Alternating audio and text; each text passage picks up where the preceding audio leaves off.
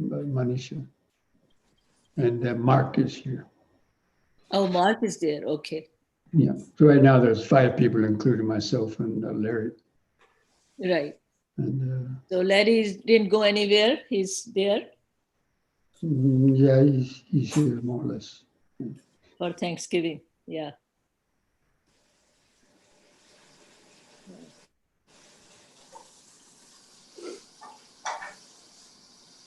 Right, Bhante, whenever you're ready.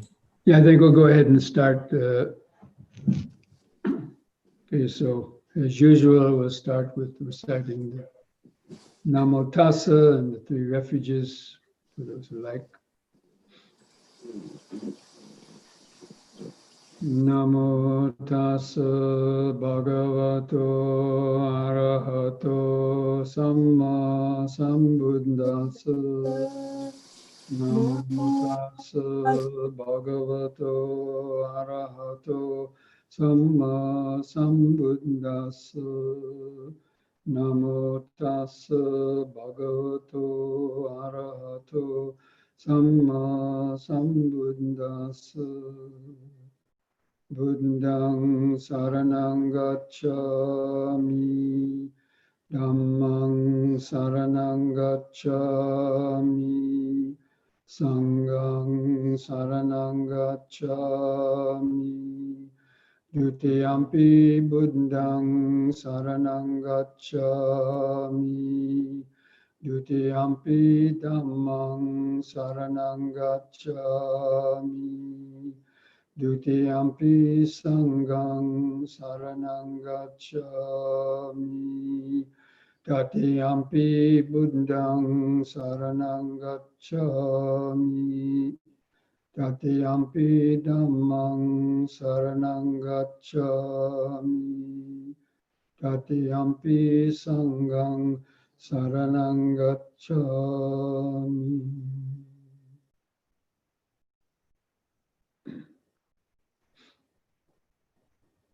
So friends, welcome to this Wednesday evening Sutta study class. And tonight the Sutta will be number 35 in the Majjhima Nikaya, the Chula Saccaka Sutta, with a shorter discourse to Saccaka. And if we have time, we'll also look at the Maha Saccaka Sutta, or the greater discourse to Saccaka. Now, this Saccaka was a layperson from a clan there in northern India, and he was a Brahmin, and he was from a Brahmin family. When he was trained in all the Brahmin lore, he was said he was a clever speaker and a debater. He liked to debate other people, in different philosophical points, and he was, could give clever talks and convince a lot of people about how smart he was. And so he used to, he was saying these kind of things in the middle of, groups of 500 of these Lichavis who lived in, in that area. And then he's telling this Saccaka is telling this to all these assembled people. I see no recluse or Brahmin, the head of an order, the head of a group, the teacher of a group, even one claiming to be fully enlightened. I don't see any person like that who would not shake, shiver, and tremble and sweat under the armpits if he were to engage in a debate with me. So this person is so arrogant and conceited. And he was probably specifically referring to the Buddha, but others too, so You say none of these people could, hold a feather up to me in a debate. I could smash them all, in a debate. And he says, even if I were to engage a senseless post in a debate, that post would shake and quiver and tremble. So what should I say of a human being if this person is, debating them? So, he seemed to be quite an arrogant and puffed up a person. And so the next day there was a disciple of the Buddha, Asaji, actually, who was one of the Buddha's first disciple, actually the first disciple who became the first Sotapanna, who attained entering the stream on the first, one of the first sermons of the Buddha, the first sermon. So this Asaji was walking for alms in this village, and this Saccaka saw him walking, and he knew he was a disciple of the Buddha just by the way he wore his robes and the way he walked very mindfully. So he goes up to this Asaji, and after courteous greetings, he asked Asaji this. He says, "How does Master Gotama discipline his disciples? And how is the recluse Gotama? How is his instructions usually presented to his disciples?" So Asaji then says this to this Saccaka. "This is how the Blessed One's instruction is usually presented to his disciples."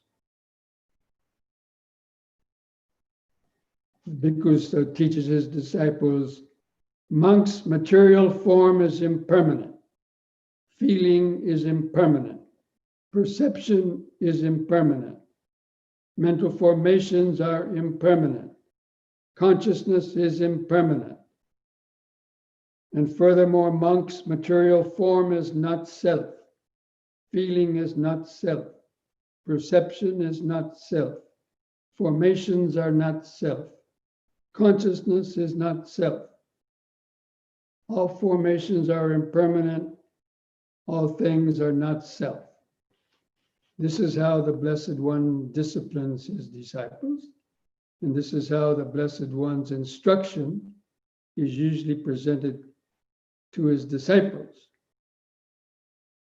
And then Saccaka's reply is this: "What we have heard, what the recluse Gotama asserts, we have indeed heard what is disagreeable to us."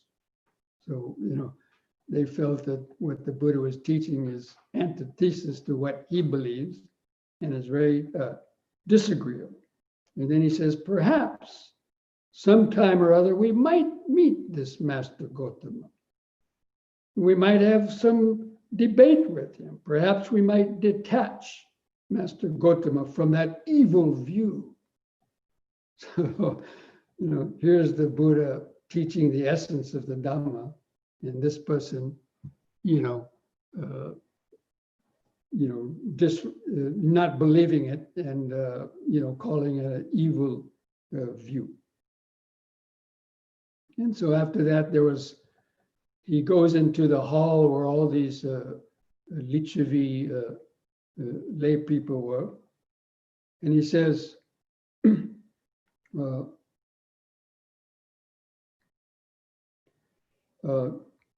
Come, friends. Today I'm going to go and debate Master Gotama.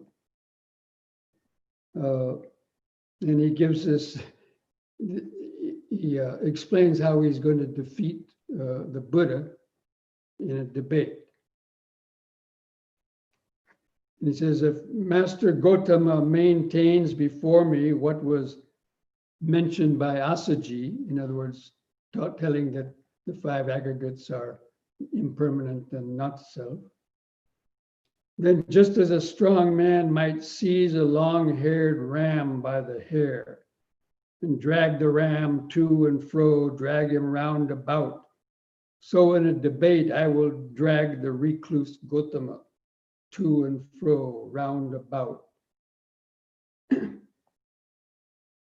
he gives a couple of other, the similes, how he's going to just, destroy the Buddha in debate, demolish, his view about impermanence and no self. I'm not going to repeat all the things because hopefully you'll read them when you read the suttas yourself. And then one of those Lichavi said, who is this recluse Gautama that he could, defeat this Saccaka in debate?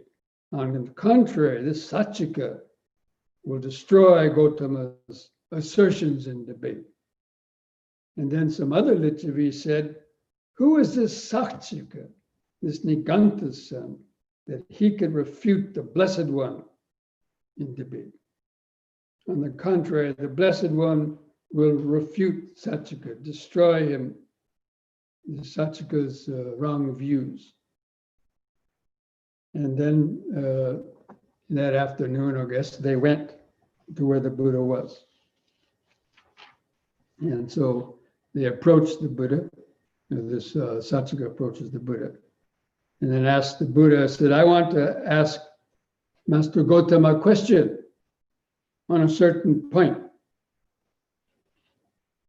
And then the Buddha says, ask what you like. He calls him Agivesana, which is another, the name of his clan, I guess. And so he asked the Buddha the same question that he asked Assaji. How does he train his disciples? And then the Buddha gives him the exact same answer that Assaji gave him. The Buddha told him again, this is how I discipline my disciples. Material form is impermanent, feeling is impermanent, perceptions, formations, consciousness is impermanent. That means the 5 aggregates. And these 5 aggregates are not self. They're all not self. So they're impermanent and not self. That's what he repeated. That is the way I discipline my disciples and how I give them instructions. And then this Saccaka says, a simile occurs to me, Master Gautama. And then the Buddha says, okay, explain how it occurs to you. And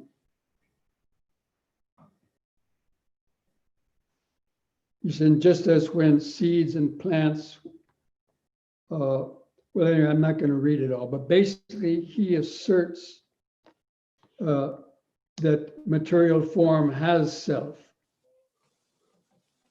And because based upon material form, a person produces merit or demerit.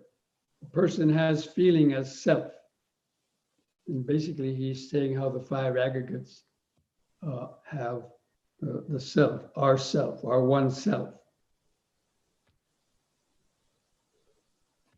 And then the Buddha makes him repeat it so it's clear. The Buddha asks him, are you asserting this? Are you saying this? Material form is myself, feeling is myself, perception is myself, formations are myself, consciousness is myself? Yes, Master Gautama, that's what I assert. Material form is myself and the rest. And then he says, so I believe that, and so do all these other people. So he points to all these other 500 Lichavis who are in the audience and say they also believe it. And then this is very interesting. The Buddha says, what does this great multitude to do with this? What does this great multitude have to do with you? Please confine yourself to your own assertions alone. So this Saccaka is wanting to, all these other 500 people to say, yeah, we believe that too, And the Buddha says, don't tell me what they believe, you tell me what you believe. And then he confirms it. Yes, that's what I believe, these are myself. And then he gives some example. I'm not going to read the whole thing because it gets to be too long. But basically, he's saying, if these things were yourself, do you exercise any such power over material form that you can say, let my form be thus, let my form not be thus? And then this Saccaka said, remain silent. He couldn't answer the Buddha's question. He couldn't answer that, whether he has control over his material form. That means his body. In other words, can you tell your body not to get sick? Can you tell your body not to get old? Can you tell your body not to die? No, because the nature of the body is such that it's going to get sick, old, and die. And no one has control over that. So that's one way how it cannot be yourself. In the same thing for feelings. He says, can you tell your feelings to be like this or not be like this? Can you tell the painful feeling to go away or the pleasant feeling to come? No, because they depend on conditions, not under one's absolute control. And so the same thing with perceptions, mental formations, and consciousness.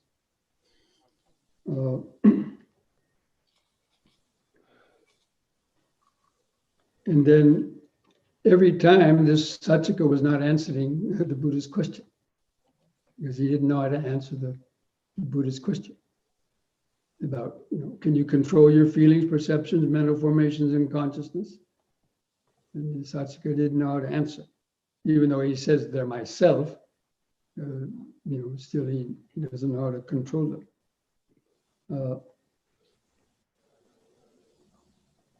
And then it's interesting. He mentions while he was talking, they were talking like this. A thunderbolt wielding spirit holding an iron thunderbolt appeared over Saccaka's head. He was thinking, if that Saccaka doesn't answer the Buddha after 3 times, I'm going to whack his head off. And the Buddha also saw the spirit standing over Saccaka. And Saccaka was frightened and alarmed. And finally he said, okay, wait, I'll answer the Master Gautama. And then Gautama asked him again, do you exercise any such power over your body as to say, let my body be this way, let my body be that way, in terms of not getting sick, not getting disease, not getting old, not getting death? And finally he says, no, Master Gautama. And then he repeats the same thing for feeling, perception, volition, and consciousness.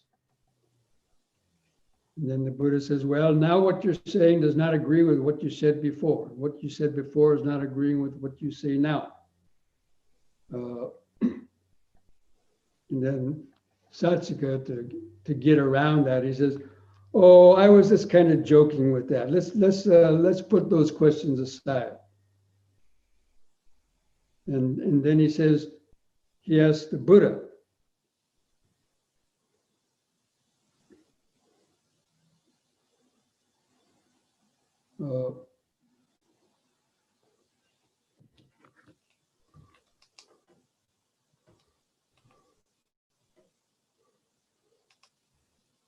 well, actually, no, it's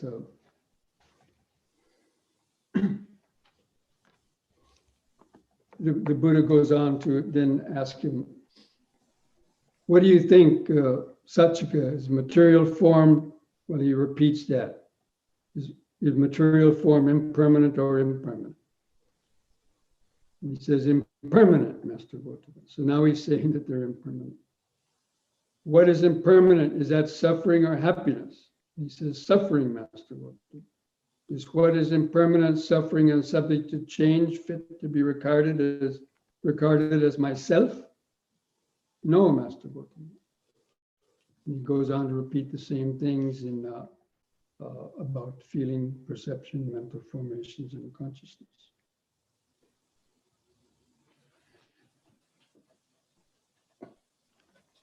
And then he says, Saccaka, that being so, do you not adhere to suffering, resort to suffering, hold on to suffering, and regard what is suffering is, I am this, this is myself. Yes, Master Gautama. So, he's admitting now that, he's suffering and because of those views. And then the Buddha gives this nice little simile. He says, it's as though a man needing heartwood, seeking heartwood, goes into a forest to seek the heartwood, from a heartwood tree. Actually, we went over the heartwood sutra last week, 2 weeks ago. And instead of going to a hardwood tree, this person goes to a banana tree, thinking a banana tree is going to have heartwood in it. And of course, if you can know what a banana tree is, basically it's hollow inside with no heartwood. And so this person would cut down the tree, cut off the crown, unroll the leaves, but he would never come to any sapwood, let alone heartwood. So too, Saccaka, when you are asked questions and cross questions about your own assertions, you turn out to be empty, vacant, and mistaken. But it was you who made this statement before the assembly. I don't see anyone claiming to be enlightened who could ever defeat me in debate, who wouldn't tremble and quiver in debate. Or if you were to engage a senseless post in debate, even that post would shiver and tremble. Then the Buddha points out, now there are drops of sweat on your forehead, Saccaka. They soak through your upper robe and fall into the ground. But there is no sweat on my body now, the Buddha says. When this was said, the Saccaka, Niganta's son, sat silent and dismayed, with shoulders drooping and head down, glum and without response. So, this puffed up guy, comes to the Buddha thinking he's going to defeat him, and then just with, just a few words, the Buddha,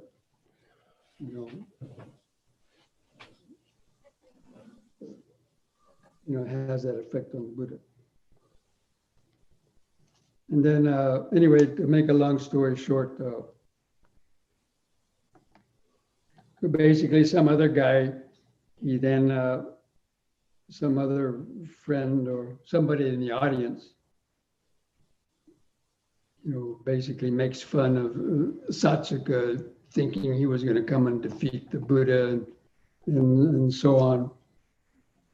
But then Saccaka says, okay, let that talk be. I was kind of just joking with that kind of a talk. It was mere prattle. But then he asked the Buddha, I want to know of the Buddha.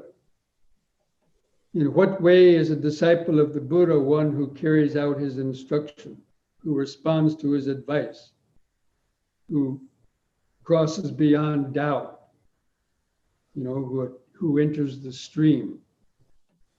And then the Buddha repeats, his standard phrase of any form, feeling, perception, consciousness. The disciple of mine sees it all as it is with wisdom. This is not mine, I am not this is not myself. In this way, the disciple carries out my instruction, crosses beyond doubt, becomes independent of others in the teacher's disposition. So that's usually a phrase to mean he attained at least streaming. It could have been also once returning or never returning. And then he asked, how is a monk an arahant with taints destroyed? So first he was talking about, how does one become a sotapanna or once returning? And then in the same way, the Buddha gives them the same instructions, how a person goes on to attain final arahantship. The the monk has seen all material form as, again, not self, and through that he is liberated. Any kind of material form, feeling, perception, or consciousness, whether past, future, or present, internal or external, gross or subtle, inferior or superior, far or near. A monk has seen all consciousness as it actually is. This is not mine, I am not this, this is not my self. And then he attains that deliverance. And then finally, the Saccaka says to the Buddha, Master Gautama, we were bold and impudent in thinking we could attack Master Gautama in debate. A man might attack a mad elephant and find safety, yet he could not attack Master Gautama and find safety. A man might attack a blazing mass of fire and find safety, yet he could not attack Master Gautama and find safety. And then finally the person says, I go to Master Gautama for, or he invites Master Gautama to have a meal the next day. And so the Buddha assents to come to the person's house the next day. And then he tells all his friends, oh, tomorrow Master Gautama is coming to my house. I'm going to, feed him food. So, all you people bring, food to help donate for this great meal we're going to feed the Buddha and his disciples. Even actually, that's what Sri Lankan people do these days when they have a dana. They ask their friends to come. And isn't that right, Manish? Yeah. They invite their friends. Oh, you could bring a dish. Why don't you bring this dish, that dish, and we'll all pool all of our dishes and have a great feast. So this is what happened.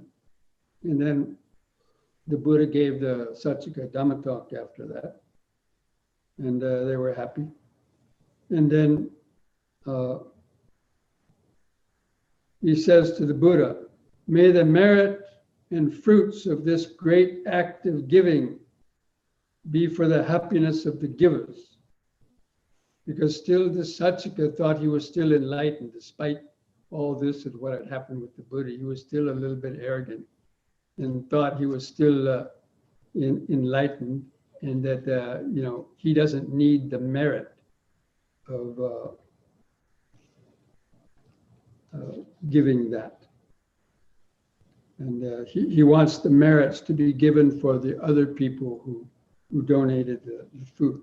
But then the Buddha tells him, Saccaka, whatever comes about from giving to a recipient such as yourself, who is not free from lust, delusion, and hate, that merit will go to the givers. So, in other words, the friends of the Saccaka who gave him food, they get the merit of giving to Saccaka.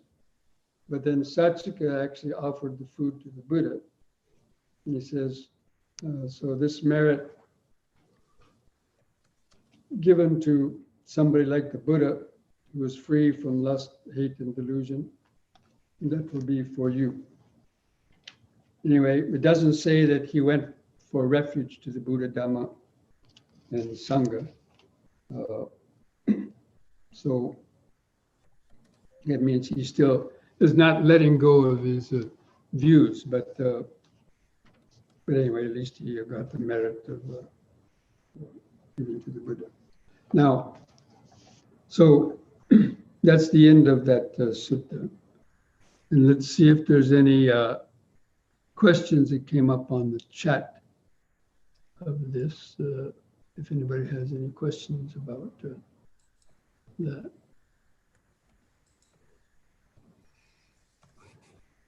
It says, in all the suttas I hear, form is not self, feelings are not self,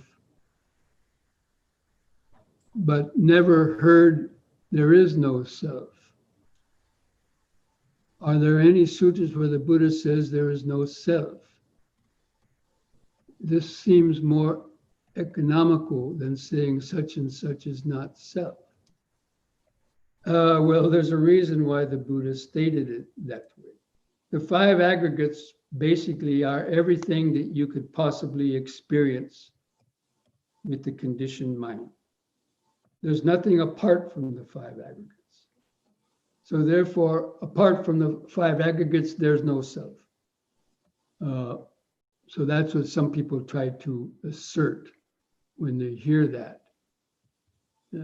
Saying, oh, the Buddha didn't mean there's no self. He said there's no self in the five aggregates, but the self is the five. Everything in the universe is the five aggregates. There's nothing separate from that except Nibbana. But the Buddha didn't call Nibbana self, but that's what the Brahmins call what they equivalent to be Nibbana. They're calling it a self, but the Buddha refused to call it a self because it, doesn't own anything. Anyway, that's another sort of discussion. So, again, the Buddha's teaching is about the source of suffering. People suffer because they're clinging to form, feeling, perception, volition, and consciousness as being myself. And when these things change for the worse, they suffer because they cannot control them. In the Buddha's definition of self, self has to be something that you can control and be a master of. But none of these five aggregates can a person master or control until one attains enlightenment. And then even the arhats die. So even they cannot really control the physical body either. I mean, they can, when they attain enlightenment, of course, they can control their perceptions and so on. But still, even an arhat would get physical pain. You can't not control that. He might suffer in physical pain, but he wouldn't suffer mentally. That's in the next sutta. So anyway, that's why why the Buddha took this, because his teachings are about the cause of suffering, not about what is ultimate truth. What is cosmic consciousness? What is this? No, he's saying suffering, because that's what affects people. That's suffering. Look at these people; they're suffering today. But they're always pointing out external causes for their suffering. Trump's the cause of my suffering. Biden's the cause of my suffering. All these other things are the cause of my suffering. Coronavirus is the cause of my suffering. No, it's the karma that you're clinging and your accumulation of the karma that caused you to get born in the first place. And that's the ultimate cause of your suffering. So it's because we've accumulated the karma that we're subject to all these things. So anyway, that's why the Buddha, he always, because his emphasis is on the end of suffering. And so by not clinging, not taking these five aggregates as self, then you have nothing to cling to or identify with. And therefore, when they change, you're not going to suffer. When the body gets older, it gets pain, mentally, you're not going to suffer. They still might be painful, but suffering. See, most people think pain and suffering are the same. No. Pain is physical. Pain is due to changes in things. Suffering is mental. Suffering is the reaction to the pain, or the trying to stop impermanence. Impermanence is the pain, that things are changing. Things that we want are changing. So that's causing us the pain. But when you don't care about things changing, when you're not clinging to that, the mind doesn't suffer. So there's two kinds of suffering or pain, physical and mental. You can't do much about the physical, but you can do something about the mental. That means attaining enlightenment. So that's the important thing the Buddha wanted to the most important part of his teaching. Okay. So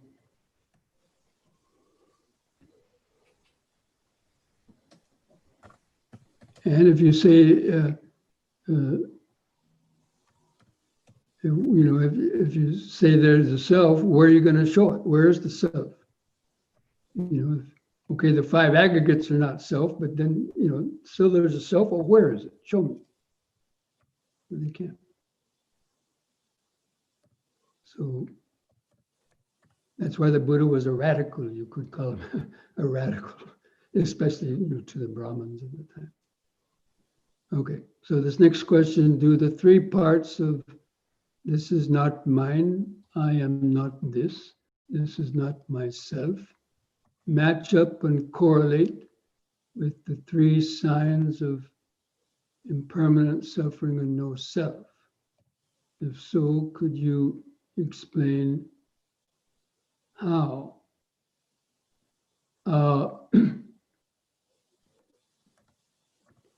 Well, the Buddha explained it this way. First of all, he asked people, are things impermanent? Are these five aggregates impermanent?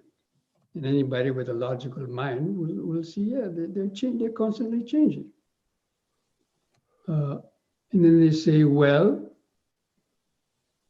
then even what you like is changed. Do you suffer when things that you are attached to change and you can't stop the change? Yeah, I suffer. My body, I can't control my body. If it gets sick, I suffer. If my daughter, a husband, a wife dies, I suffer because I cannot control this impermanence. So what is subject to impermanence is suffering. And then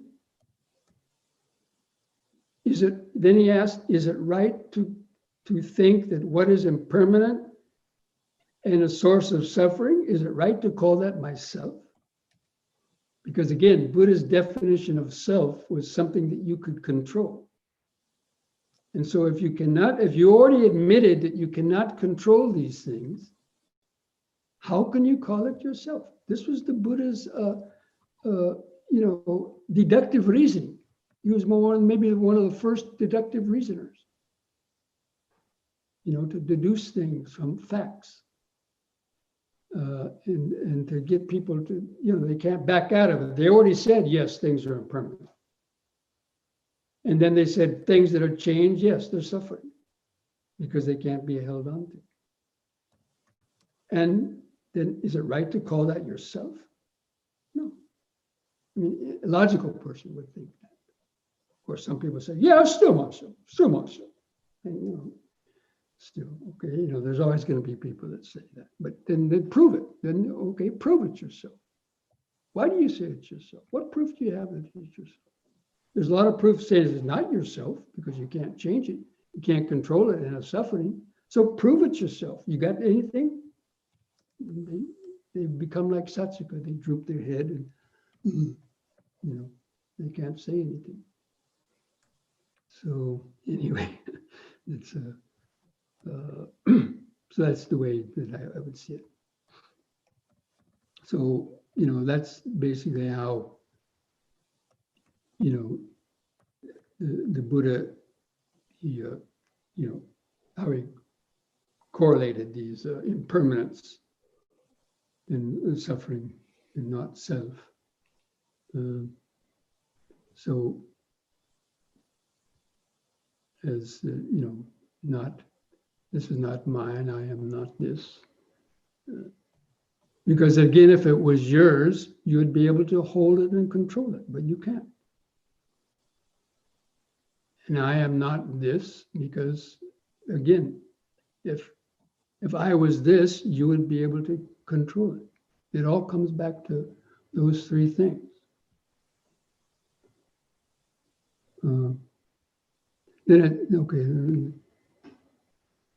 In the version that came with the email, the fourth aggregate translated as choices, while the translation recalled information. I have also read it as volition. This aggregate has always confused me. Can you explain what it really refers to? Well, this question came up, I think, 1 or 2 weeks ago. Yes, the Sutta central translations are by the Venerable Sujato, and he chose to translate Sankara It's the word sankhara is the word you're talking about, the Pali word. So normally Bhikkhu Bodhi, of course, he translated as, I think, volitional formations, usually volitional formations. So it's a volition and it's also formations. Choices is, yeah, it could be a little bit confusing. But basically, the sankharas are anything that's has been made up. So there's the sankharas are also the result of karma, and sankharas create new karma. And so it's the accumulated habits. I like to translate it as habit formations. Let's say if you get an itch and you raise your arm and scratch, okay, that's a habit formation. That's a conditioned habit. Or if you hear a sound, you turn your head to look. It's a conditioned habit, you know, out of training, out of practicing it so often. Or somebody calls you a dirty name and you flip them the finger or whatever, or you shout back. That's a formation. That's a volition. Volition means intentional will, and then expressed through the body. So you might punch somebody out, but first there's a thought of anger. That's a volitional formation. That's a sankhara, a habit, and it causes the body to do something. That's the volition. It causes the body to do things, and then that creates more karma. That strengthens the habits. So that's probably the easiest way to define the sankharas. But that's why a lot of translators like to just keep the word sankhara, because a lot of these Pali words cannot be adequately translated. Even rupa, the material form, just saying it's the body, it's more than just that. You know. So, you know, it takes some study to learn all those nuances about the meanings of even what are feelings, you know, and perceptions, because English language was not made to be able to define these kind of you know, abstruse things that we're not used to. You know, the Dhamma language is not the ordinary language. So, this other question regarding the fruits of dana. I heard giving to worthy recluses in merits, giving to unenlightened puthajjana results in benefits. Giving to people who will misuse and cause harm to other living beings earns demerits. Does that mean we have to do due diligence before donating? Now, there is a sutta in which the Buddha talked about all the gradations of giving. Now, maybe John Wilson, he might be able to immediately tell you which sutta that is. But there's a sutta that talks about the fruits of giving. And the Buddha gives many classifications. The greatest merit comes from giving to somebody like the Buddha, who's fully enlightened. Then giving to, maybe a sotapanna would be good merit, maybe not that good. And giving to an ordinary human being, less merit. It doesn't mean it's not merit. It means that, this is hard for people to understand. But anyway, the Buddha did talk about that. And that killing an insect is way down on the scale compared to killing a human being in terms of the karmic effect, the suffering that comes from killing a human being is going to be worse than that of killing an ant or a mosquito.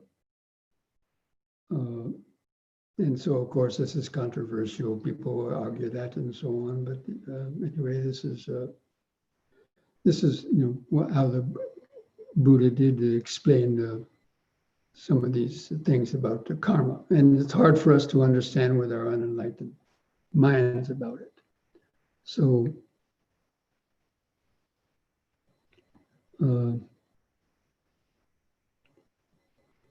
so again, giving to a beggar on the street or even some criminal, it's still giving on your part. Of course, if you give somebody a gun and they go out and kill somebody, then you're going to be partly karmically responsible. If you knew that that person would be inclined to do that, or if you give somebody who's already drunk another drink and they go out and get in a car and kill somebody, maybe according to law, you're not going to get punished, but karmically, your conscience will punish you in some way. So, yes. So basically, it means before donating, we don't have to really, the act of giving should be out of compassion, of course, and to understand that just it feels good. So you give money to some of these people that are standing on the street corners asking for money and donations. It's fine to give them, even if they might go out and buy cigarettes or alcohol. Still, that act of giving on your part, that means it's weakening your greed and attachment.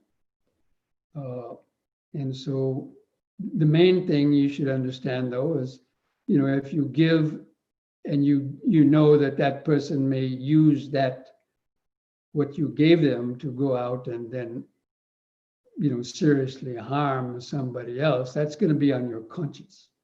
So karmically speaking, it's your conscience that's going to punish you karmically, not some external agency necessarily.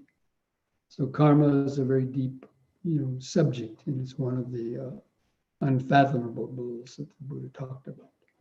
But the giving is more for oneself. It's weakening our greed and attachment. Well, if I give this 10 person, what can I do with that $10 I give this beggar? Or if I what can I do with that $25? I could go and get a nice meal. I could go, go to the movies. So, it's all about selfish. So it's about weakening the ego, in terms of the giving that we share with others, and not to hoard things and just, what can I do with this for myself or immediate family? So, the practice of generosity helps to weaken that self-centered greed and attachment, and also to open up your heart to others in need. Normally we give to charities and people who may be in need. Most people are not going to be, giving things to people to go kill somebody with. I mean, people do that, of course, but no. Well, that's a whole nother discussion about, well, that's why wrong livelihood, like selling arms, people that sell arms to terrorists or whatever, that would be wrong livelihood in the Buddhist, according to the Eightfold Path. So in the Eightfold Path, it also specifies one should not have these occupations that would be karmically harmful, that would cause you to tell lies, that would cause you to steal or cheat, cause you to other people to intoxicate their minds. So selling liquor is one of the livelihoods that the Buddha said shouldn't be practiced, by somebody who really wants to practice the Dhamma, because you're contributing to the delinquency of people's minds, or providing them weapons to kill somebody with, because indirectly there's some karmic connection. Okay, so. Bhante, Yes.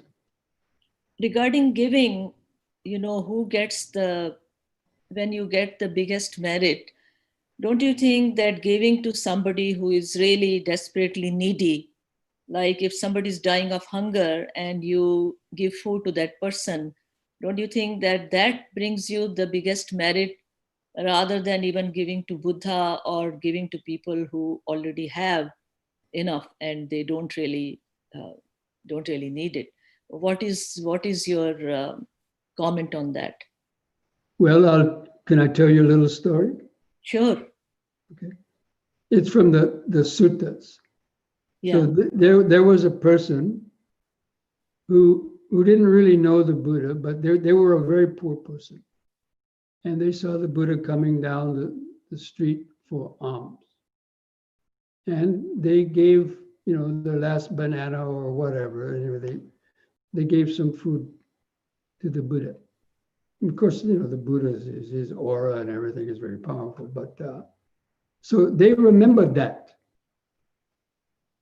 You know, they didn't maybe know he was fully enlightened or anything like that, but you know, they were a mendicant. You know, they saw him. They gave food, some food, and then it said that when that person died, she remembered giving food to the Buddha, and she was born in a heaven world because of that.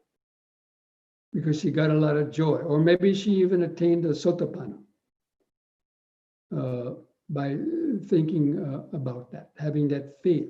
Because faith, you can attain sotapanna by having a, you know, a good faith, being a faith follower, as we mentioned last week.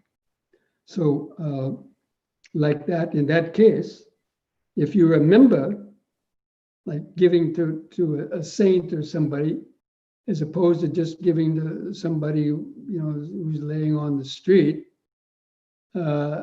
then that would have more merit in terms of perhaps being reborn and getting the benefits of having recalled and got the joy of giving the alms to somebody like a Buddha.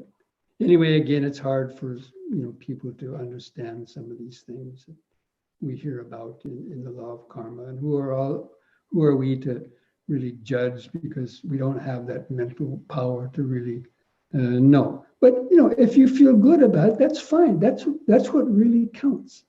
Now, somebody who doesn't believe in the Buddha and doesn't give him alms, but gives alms to a poor person, then, you know, then for them that might be better. You know, who knows? So, you know, it all depends on you and what you feel, you know, makes you feel good about it, you know. That's why if you see a poor person, I mean, if you give them money, of course, they might go buy alcohol or cigarettes, or we don't know what they might do. But if you actually gave them food, you take them into a restaurant and you sit them down and you say, okay, now order what you want, have a meal. And that person really enjoyed the meal, then you would be much more happier, right? Right. Because you would definitely, you know, you would see that person was getting benefit from that. But you don't know, you give them $5, you don't know what they're going to do in the next hour with that money. A lot of them are use it for drugs. Yeah, it happens, Bhante. I saw it with my own eyes in India. You know, I gave money to somebody who's lying. You know, there are lots of beggars there. They're professional beggars. And these are really professional beggars. And some of them actually have a lot of money with begging. You know, they pretend like they don't have anything. So that way, you know, you really don't know who you are giving to. They might misuse it, but there are some genuinely, you know, people who are suffering. And yes, sure. So many people are suffering. That's true.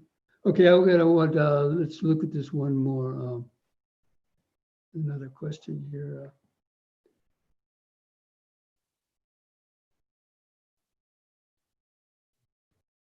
Some online organizations seeking donations were found to be diverting to terrorist organizations.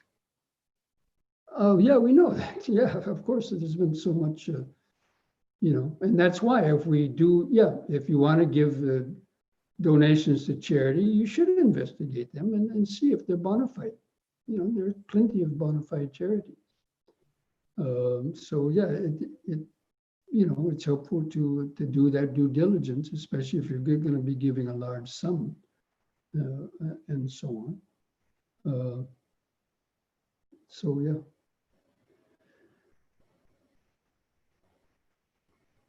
Okay, so I think, friends, it'll be enough because time is getting on, and we still want to have our some stretches in our meditation practice. I guess that's all the chats, right? Prashant? That's all. Anybody have last one question they want to ask by speaker?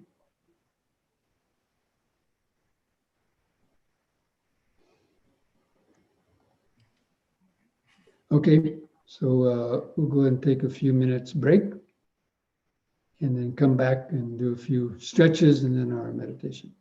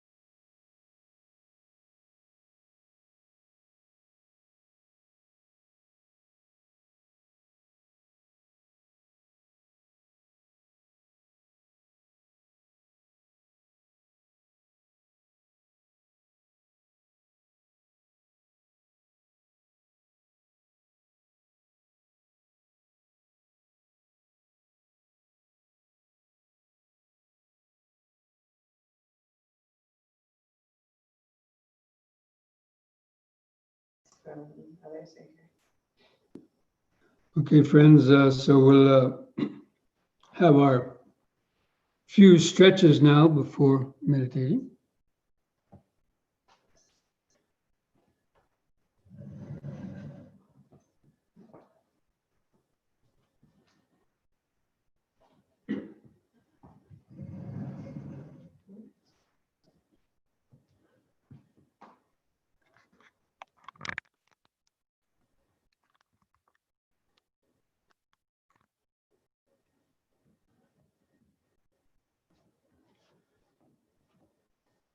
Just stand straight, relax your arms at the sides. Just feel your feet pressing the floor.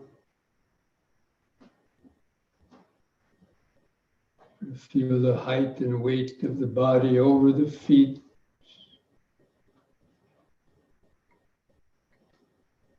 Just try to feel the outline of a standing body, and then begin some three-part breathing, some deep, slow breathing, holding the breath in the lungs a few seconds before breathing out.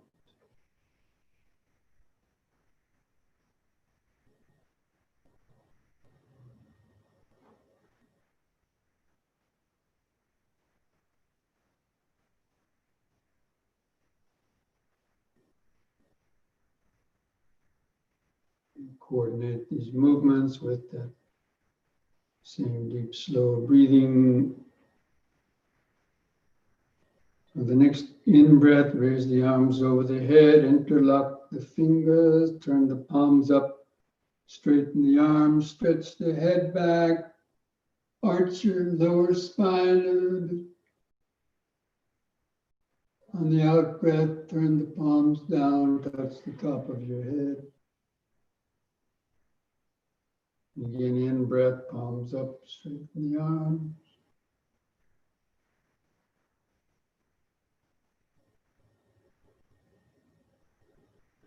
Out.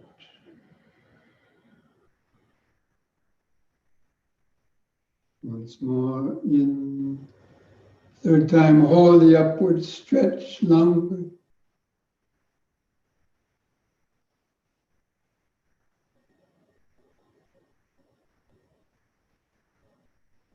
Release the fingers, the out breath, arms back to the side. Relax. Just keep feeling the body. Just feel the increased body sensations.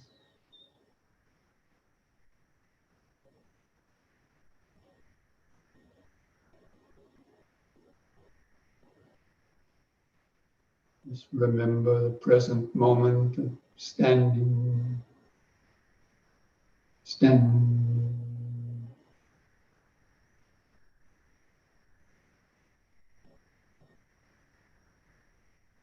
Letting your thoughts come and go in the back of the mind. Keeping the feeling of the body in the front of the awareness.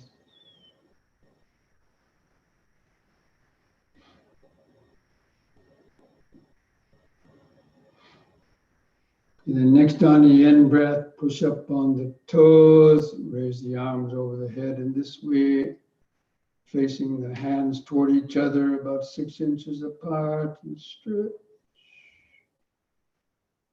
Out breath, arms back to the side, heels to the floor. Use the breathing to help lift and lower the body. In breath, up.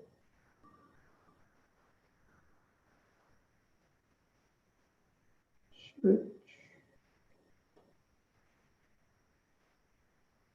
Out.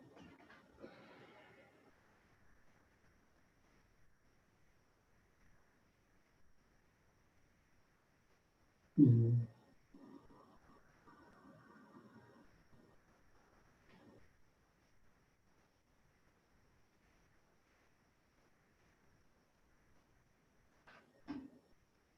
Out.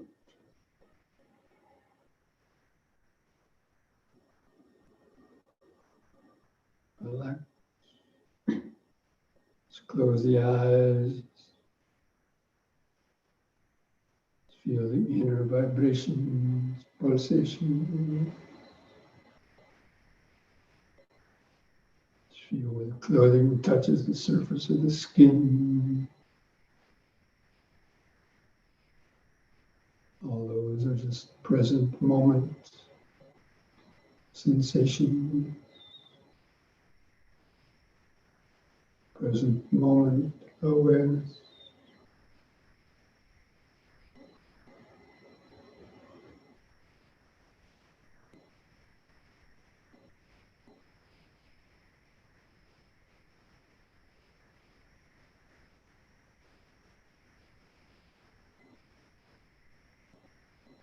And the next in breath, raise both arms over the head. Fingers and arms straight, close to the head. On the out breath, bend over the right side as far as you comfortably can. Double stretch inside. In breath up. And the other side, out breath.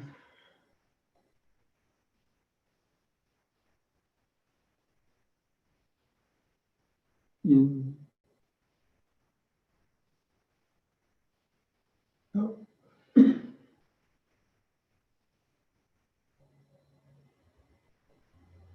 In. Out.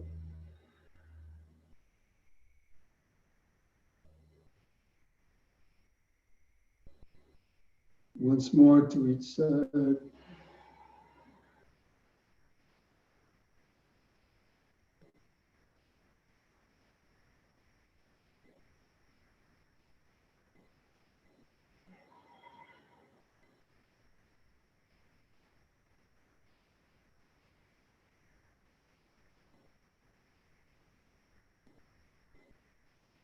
The out breath, lower the arms.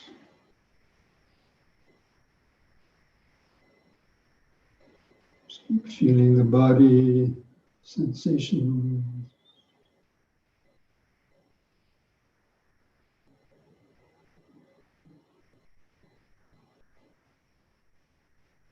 Remember standing, standing.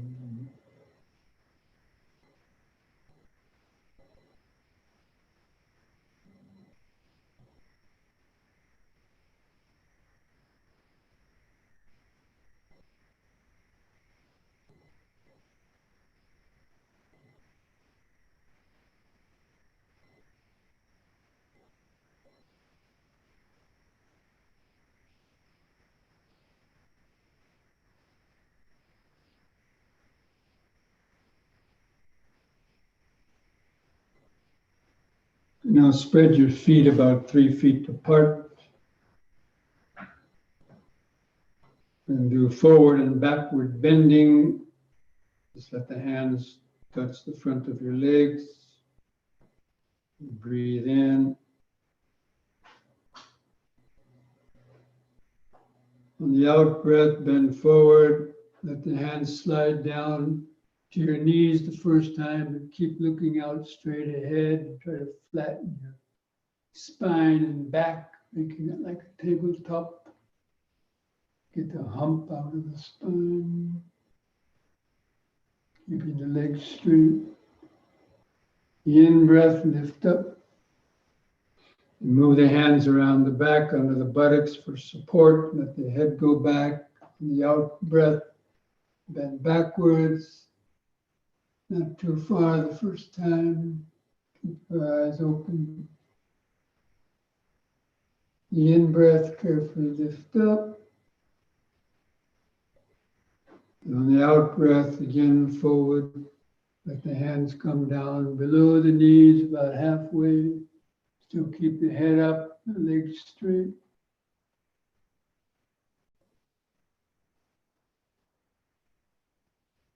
In breath up. And again, the back bend, out breath. Bend back a little more.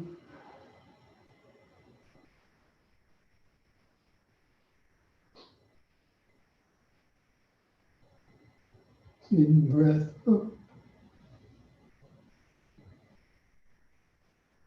And third time, let the hands come down as far as you can toward the feet. And then hold that position longer. Feel the stretch in the back of the legs.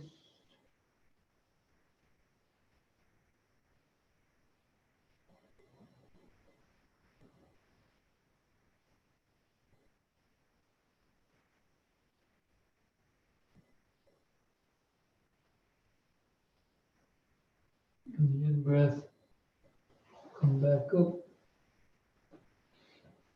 And once more, the back bend.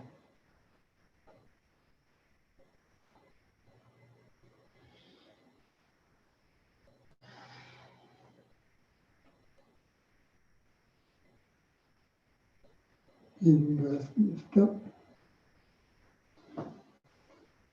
The out breath, just relax. Feel the whole body. Feel each foot pressing the floor.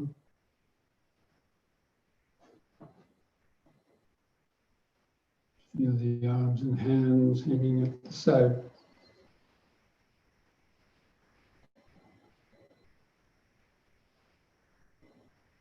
Feel the clothing touching the skin on different places.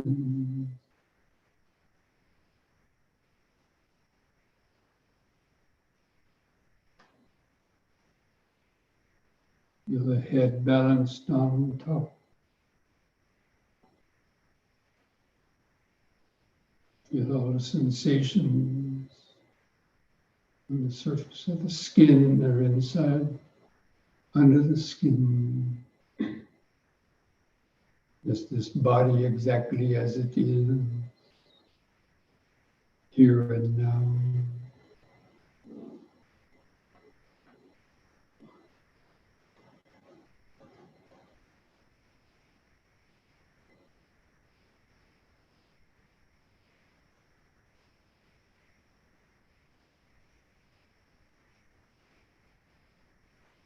Okay, so come back to get ready for the sitting meditation.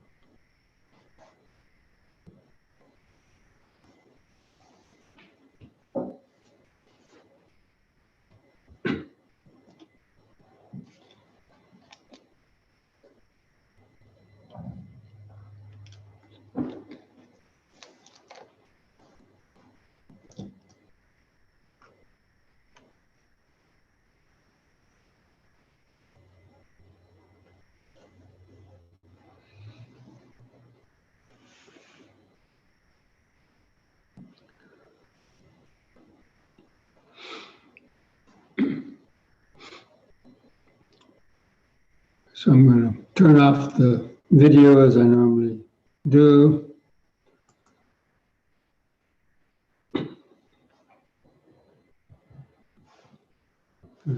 Get comfortable in the sitting posture. And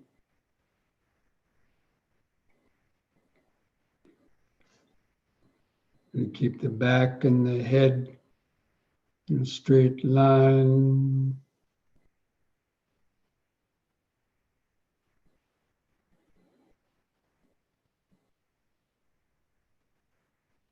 And focus your attention down to where the buttocks press the seat.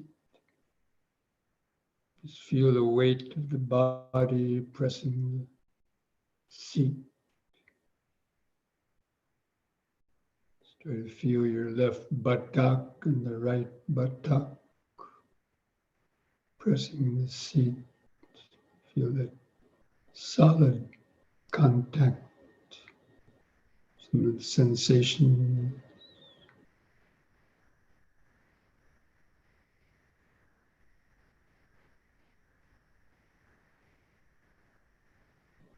Let the awareness move down your upper legs, down towards the knee, and around the knees, down into the lower legs, to the feet and toes.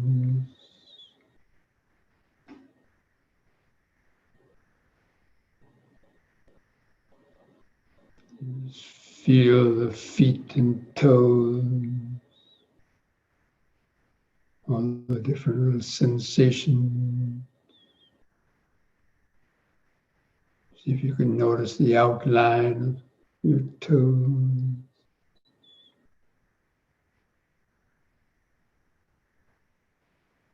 Pulsations or tingling sensations in your feet.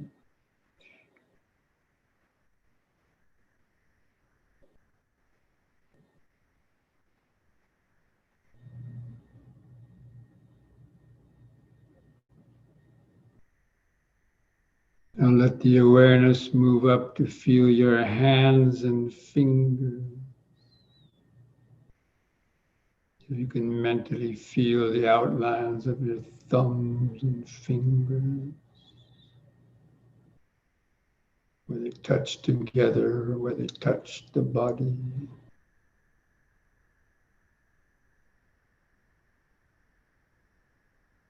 Feel those subtle sensations, life force vibration, the hands and fingers.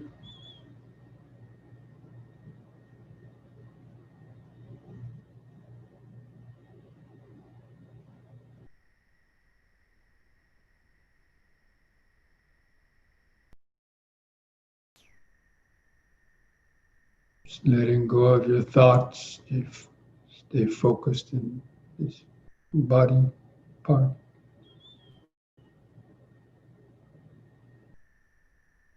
Now feel the weight of the arms hanging from the shoulders.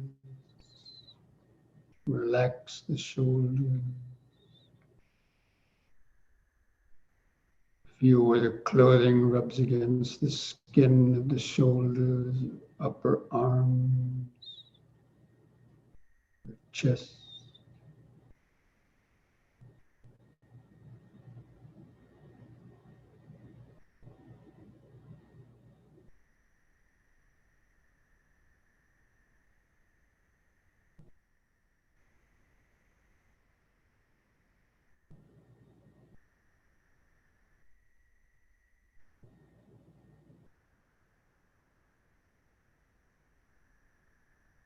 Now feel your head balanced on top of the neck.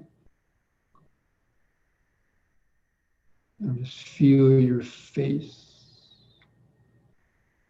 the skin of the face stretched over the skull.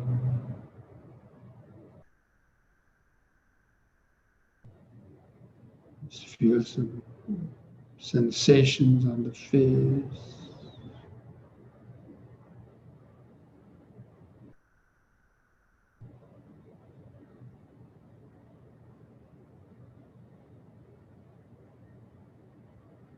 Feel your lips touching together. The upper lip touches the lower lip. Feel the sensation of dryness or moistness on the lip.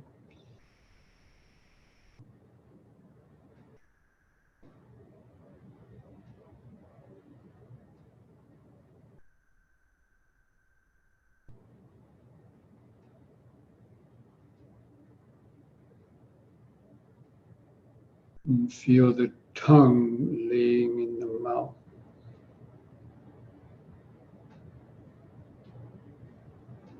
Feel any sensation of moistness.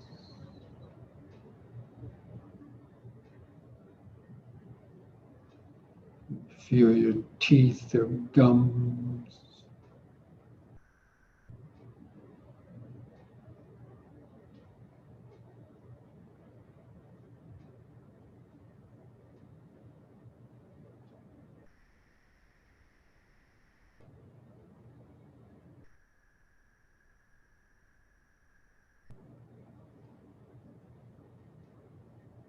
Now feel your eyes resting in the sockets, and the eyelids stretched over the eyeball.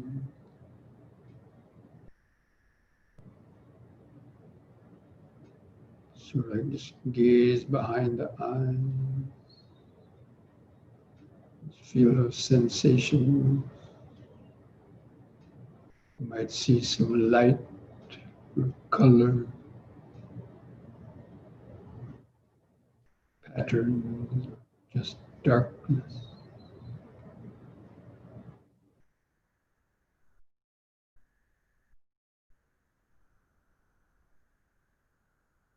You feel some eye movements, eye muscle movements, the blood pulsing in the capillaries, the eyeballs or eyelids.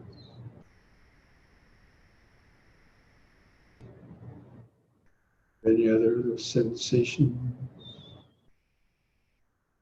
eyes.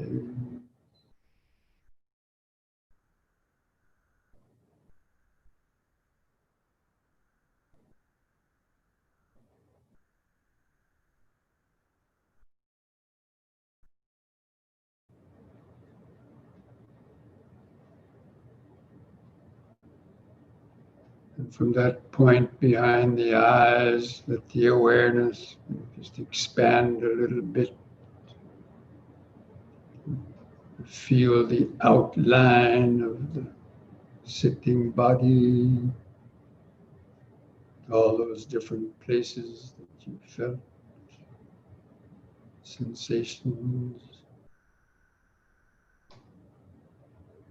buttocks and feet pressing the floor underneath, the arms and hands at the side, or in the middle, the head balanced on top.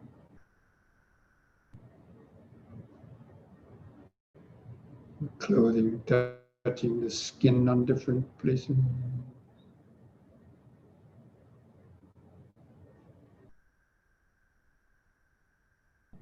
You should be able to feel all those different sensations of that body outline. Just try to hold that in the mind's eye. And just remember sitting,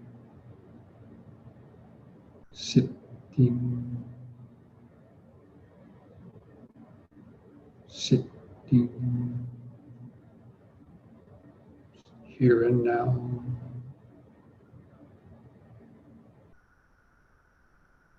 Then begin some deep, slow breathing, the three-part breathing. Again, like we were doing in the yoga. Just take a few seconds to fill up the whole lung, from the bottom to the top. Hold the air in the lungs 2 or 3 seconds to feel the pause.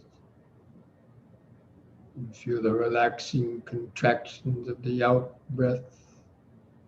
Try to feel the last bit of air go out of the lung. And then the next in breath. Just take a few deep, slow breaths like that, cultivating this basic mindfulness. Breathing in, letting go of the past and future.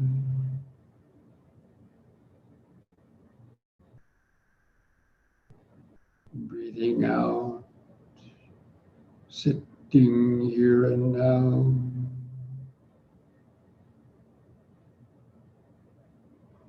Breathing in, letting go of the past and future.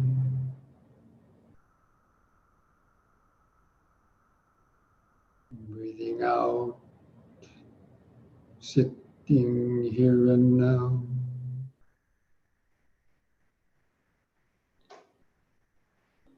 Breathing in, feeling the whole body.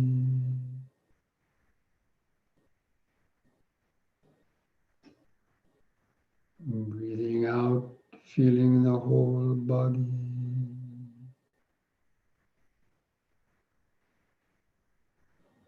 Now we want to try to count the breaths from 1 to 10 to gain a better concentration. With the next expanding in breath, mentally count 1.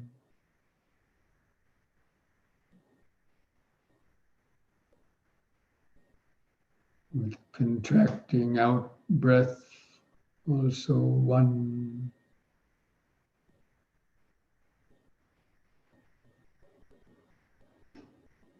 The next expanding in breath, two.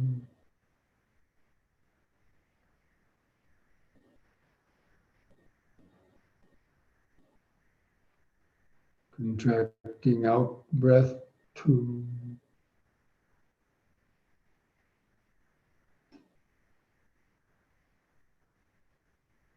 In breath, three.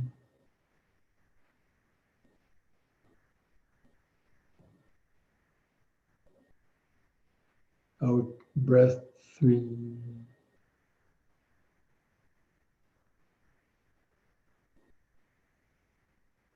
In breath, four.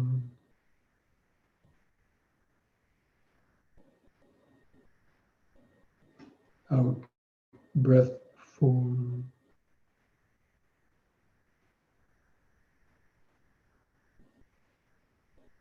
In breath, five.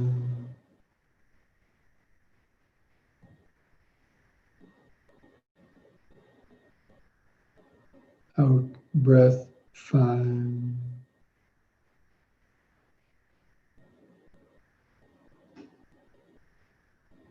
In breath, six.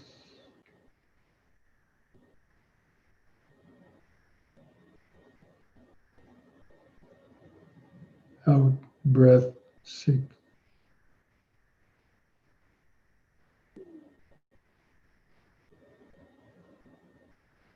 In breath, seven.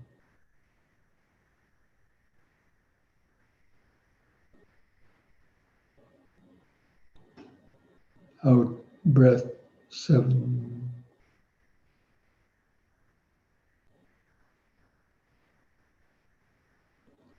In breath, eight.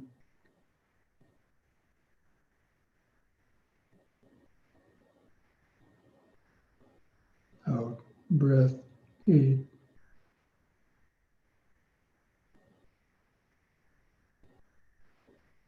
In breath, nine.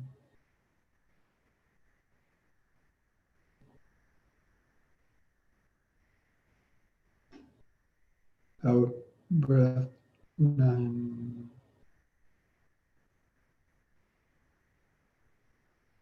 In breath, 10.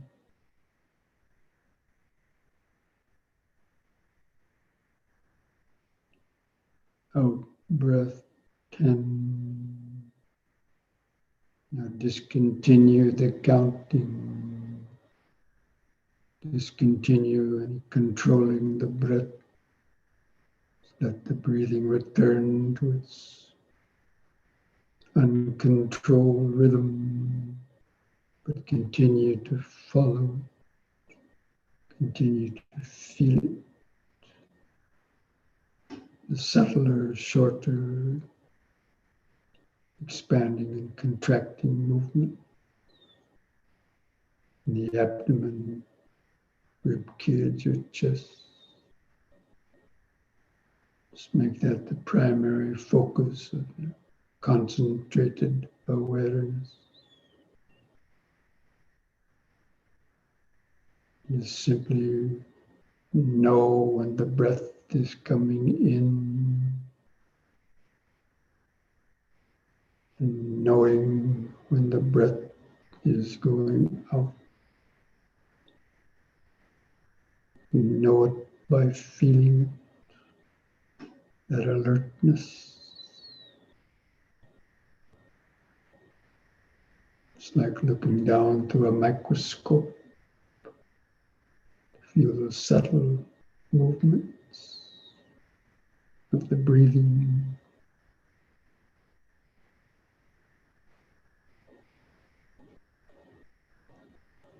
Try to feel the four phases of the breath. The incoming breath, the brief pause. The outgoing breath, the brief pause.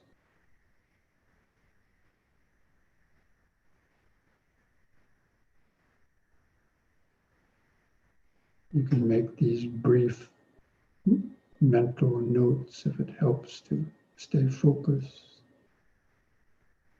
Just breathing in, sitting. Breathing out, sitting. Or simply in, sitting. Out, out, sitting. Breath by breath, moment by moment, developing concentrated awareness in this breathing body.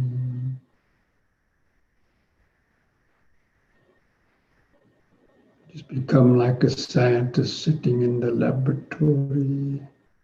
This body is our laboratory.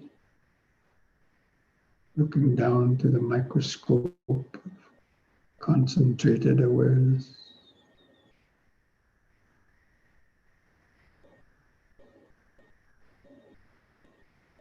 You see how each breath is different, sometimes longer, sometimes shorter. Sometimes you feel it more in the abdomen. Sometimes you feel it more in the rib cage or chest. It's always changing.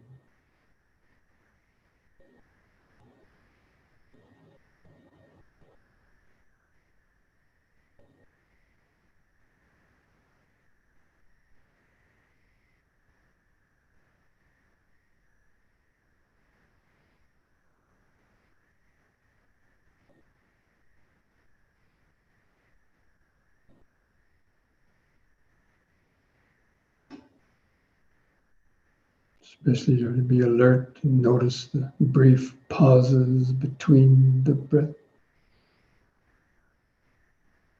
After the in-breath, there's a brief pause, just a microsecond. Or longer. After the out-breath, a brief pause.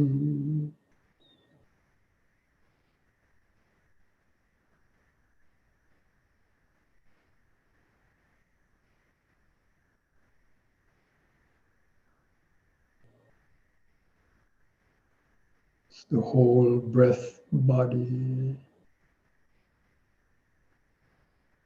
The in-breath and the pause, the out-breath and the pause. It's called the breath body.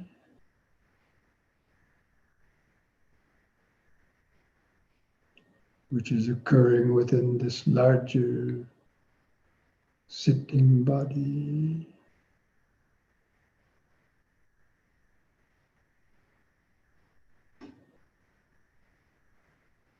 That's called the body in the body. The body of breathing within the larger sitting body.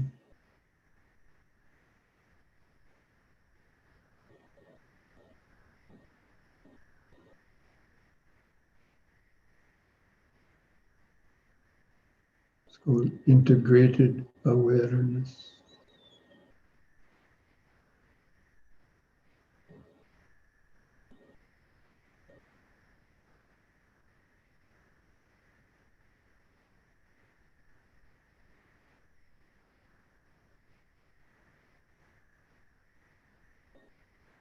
Especially with each out breath, allowing the body and mind to relax more and more into the present moment, the here and now.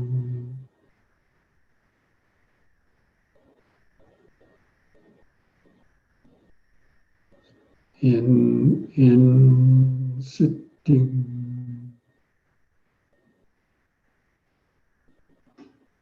out, out, sitting.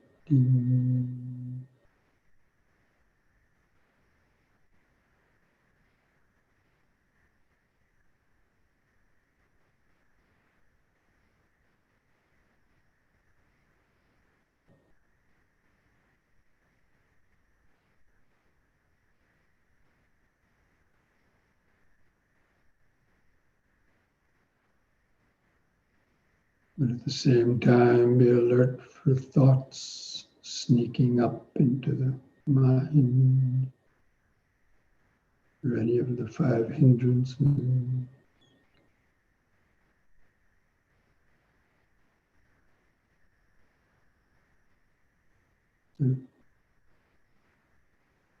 Let go of them to apply the appropriate antidote. Keep coming back to reground, staying centered in the body.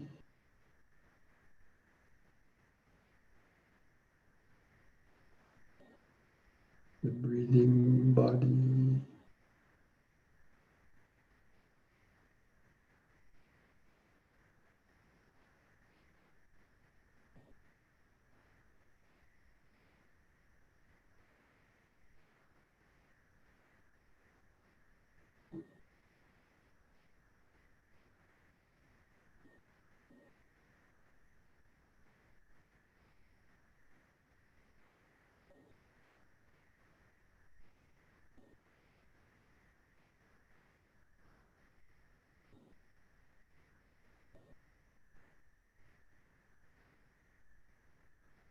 So in the pauses between the breaths, check the posture, head or spine, slouching, mindfully straighten back up.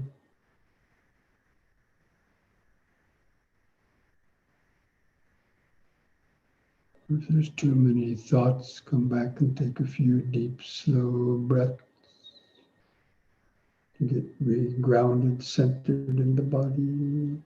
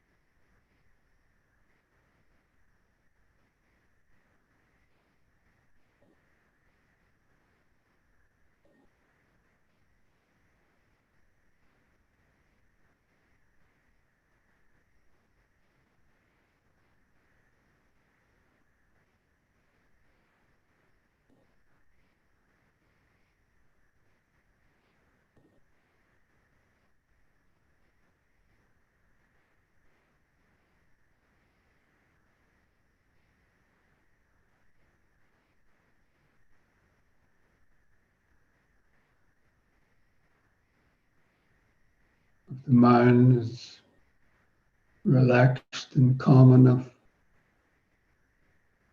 try to open up to the flow of impermanence. Be alert to other sensations arising and vanishing in or through the breathing awareness, other sensations come and go, itching sensations, prickling sensations, stinging sensations, aches or pain. in other parts of the body, the head, hands, legs can be noticed in the background.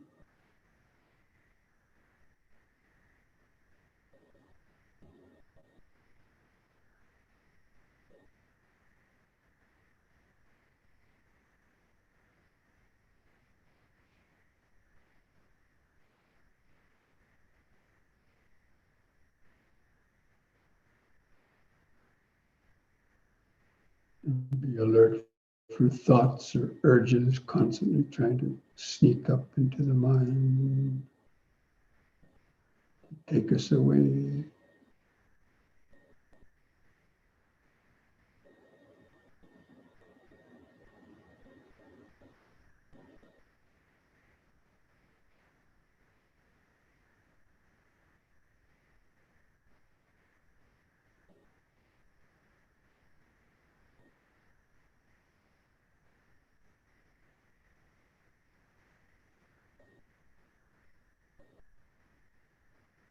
If you know how to contemplate the five aggregates,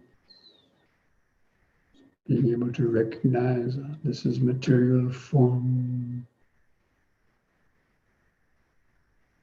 this is pleasant or painful feeling, this is perception, volitional formations, urges, thoughts.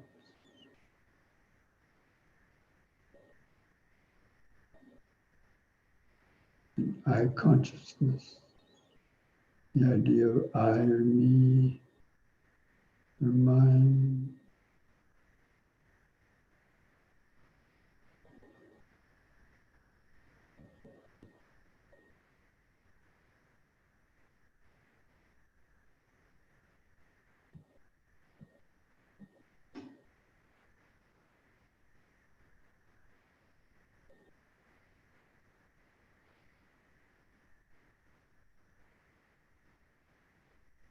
Try to see how quickly all these aggregates are just arising, vanishing, changing.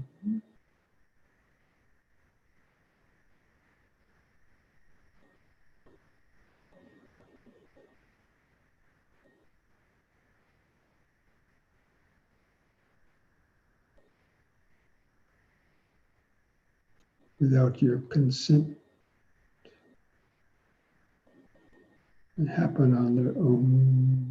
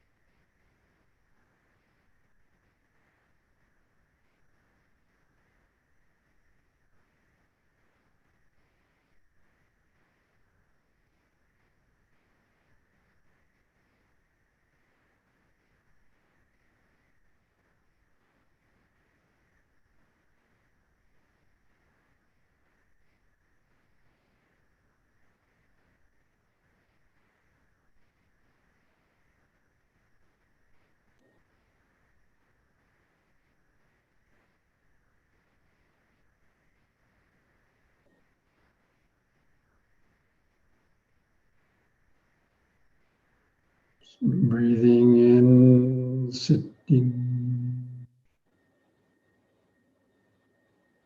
Breathing out, sitting. Sensations come and go. Perceptions come and go. Volitions, urges, thoughts come and go. Sleepiness comes and goes. These are all just the constantly changing flow of impermanence of the body and mind.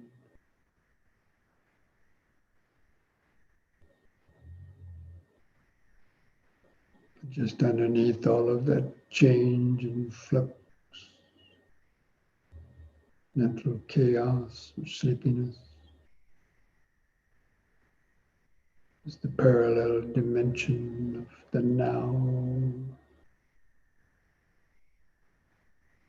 of awareness.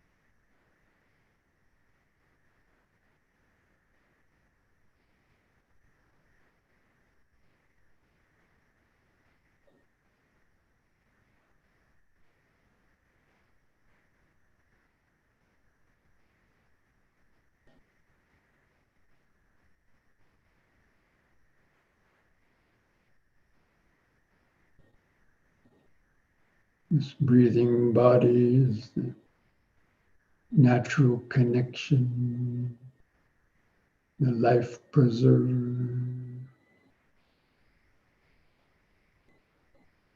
to the present moment,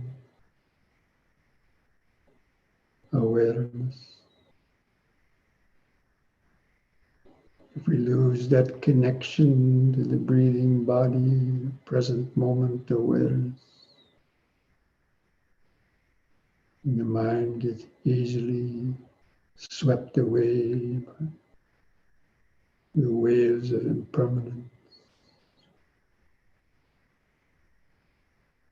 greed, hatred, deluded thoughts, worries, fears, anxiety, pleasure and pain.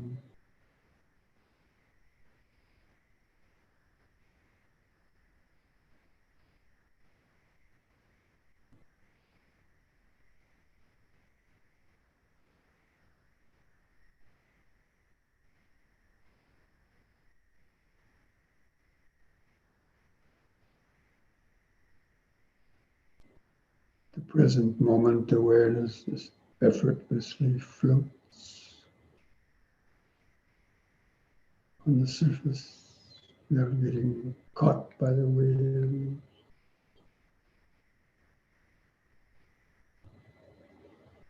pulled under.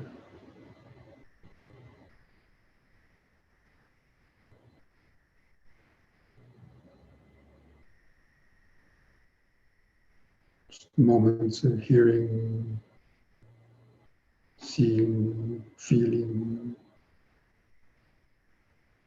thinking, coming and going.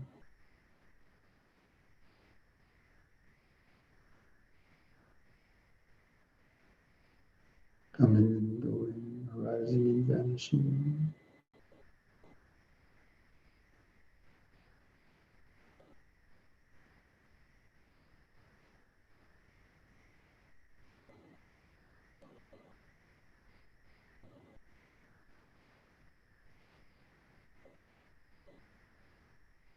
In the practice of Vipassana meditation is like having a balcony seat in the theater, just watching a movie of the body and mind.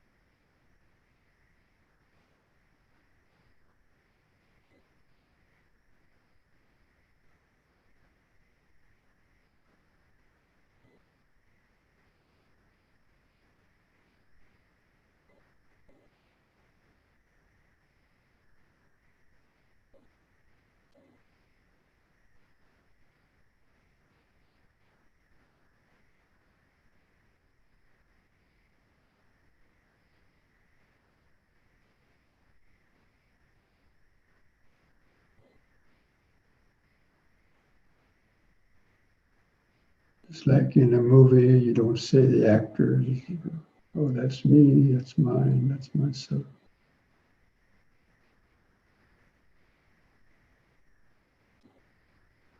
The meditator watches his own body and mind without identifying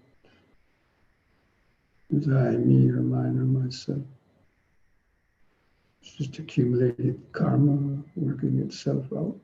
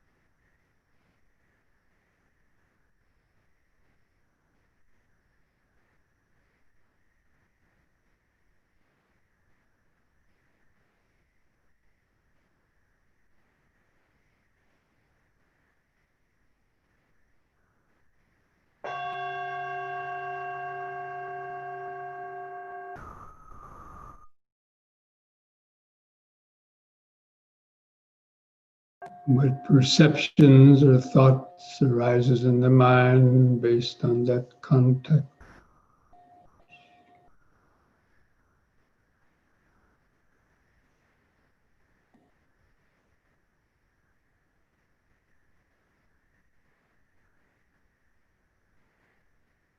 Sabbe sankhara anicchati yada panyaya pasati atanabindati dukhi Esamango Visuddhiya.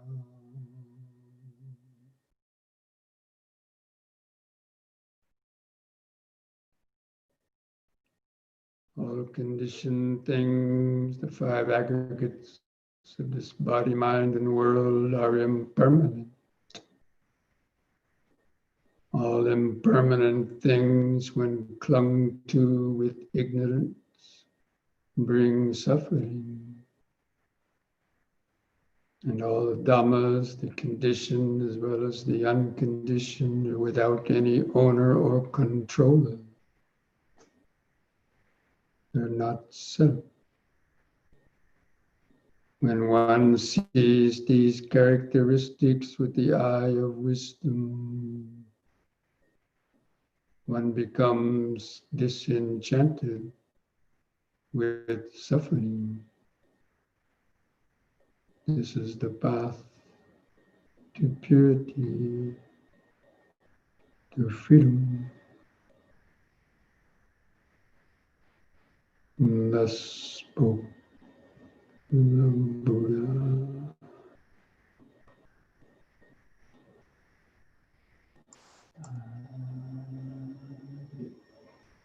Now let's spend the last few minutes with the meditation, sending out thought vibrations of metta, friendliness, best wishes to our own body and mind and all beings. So again, let's take some deep, slow breaths.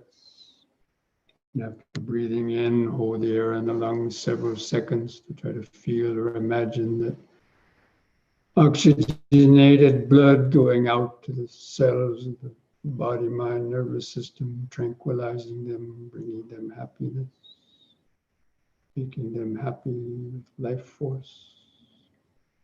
It's like sending metta to your own body, mind, nervous system, deep, slow breathing. Just continue to take a few more deep, slow breaths like that. Holding in the breath, feeling those subtle vibrations.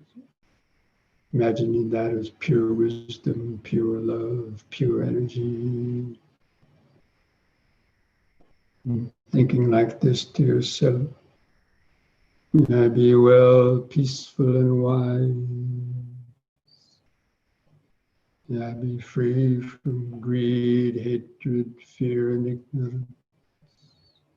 Free from the pains and sufferings of body and mind, created by such unskillful thought, speech, and action. May I have the patience, strength, mindfulness, and wisdom to meet and overcome all difficulties in life.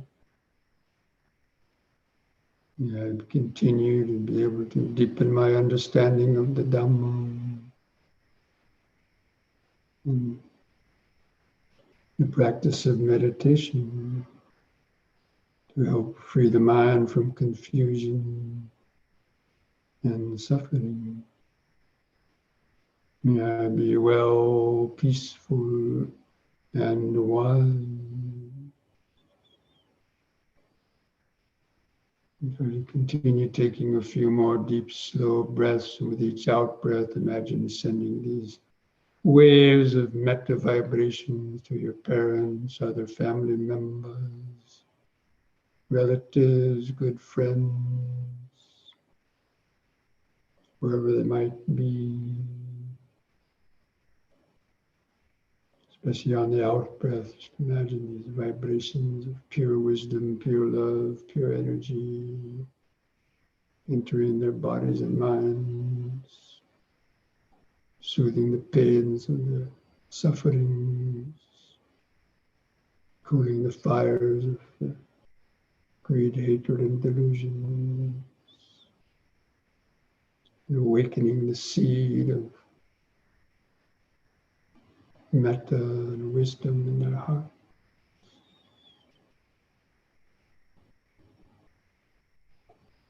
And with each out breath, imagine these waves of metta vibrations going out in all 10 directions across the countryside, the city, villages, across the ocean, and eventually surrounding the whole earth.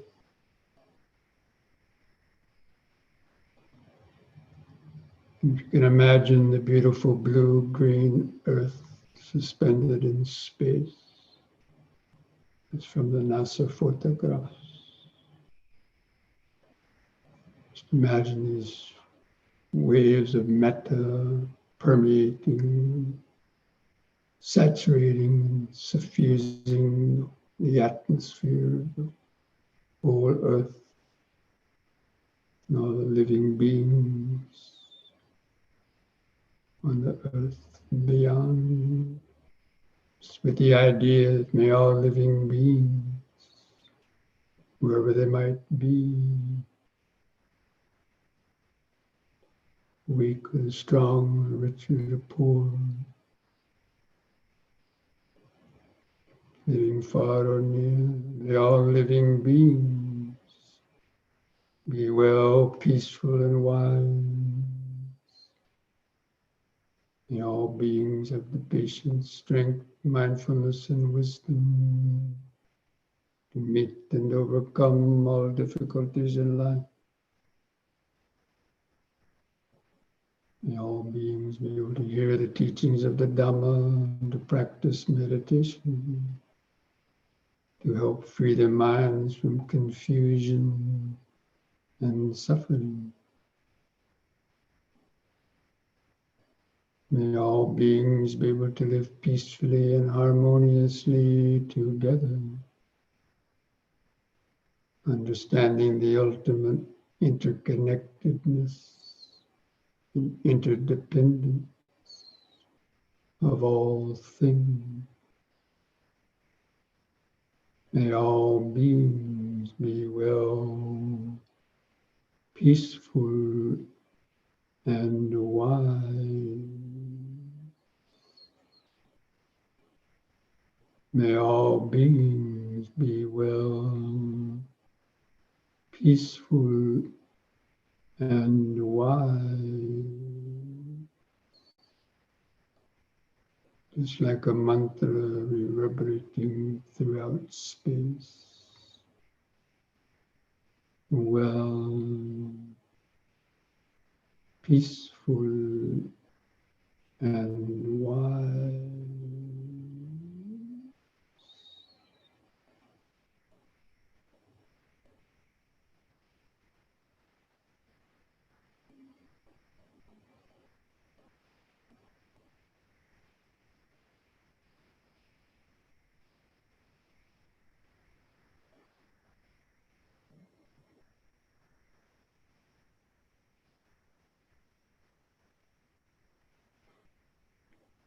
And to finish, I invite you to join in chanting the word sadhu 3 times slowly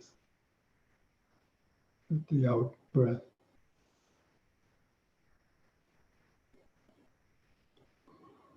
Take a deep in breath.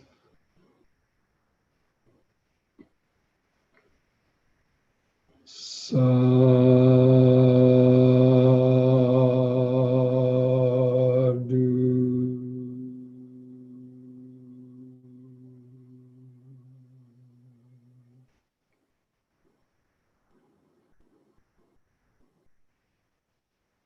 Now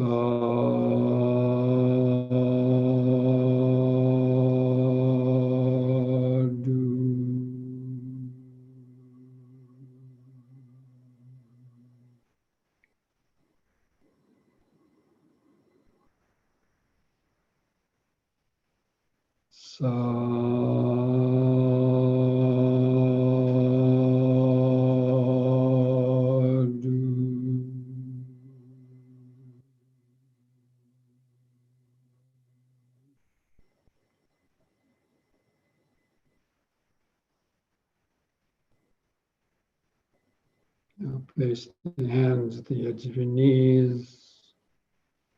Now the next in breath, stretch your head back and pull the hands against the knees, arch the lower back and spine. Hold it a few moments.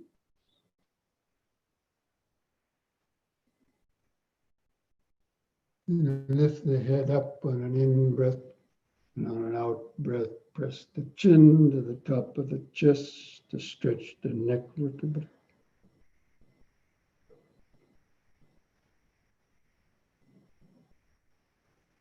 Lift the chin up level on an in breath.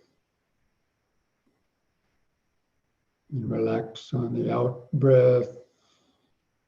Put a smile on your face.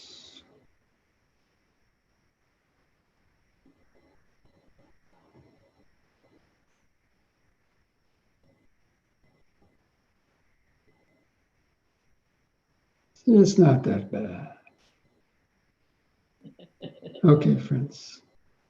So I hope you're able to have a few moments of some insights or peaceful awareness, and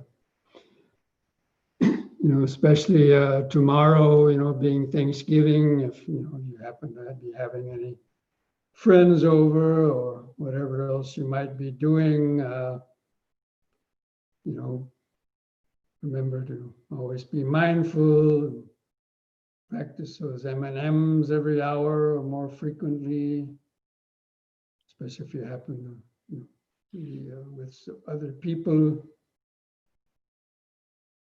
Be aware of the greed or desire to overeat. Not eating too much, Bhante. Okay, friends, so I wish you all the best, and we'll see you. So this weekend, for those of you who want to tune in to some of our Zoom sessions on our retreat, I hope you have those links. If not, they'll be recorded. You can, see them some other time. And on Sunday, instead of my 2:00 Dhamma talk session on Zoom, I'll be substituting the Zoom session on Sunday morning in our retreat. So the session from about 9 o'clock until 11, or might be 8:45, let's say 9 o'clock until 11, that means a meditation and a closing talk. That will take the place of of the 2 to 4 program. Okay? So. Happy Thanksgiving, Bhante.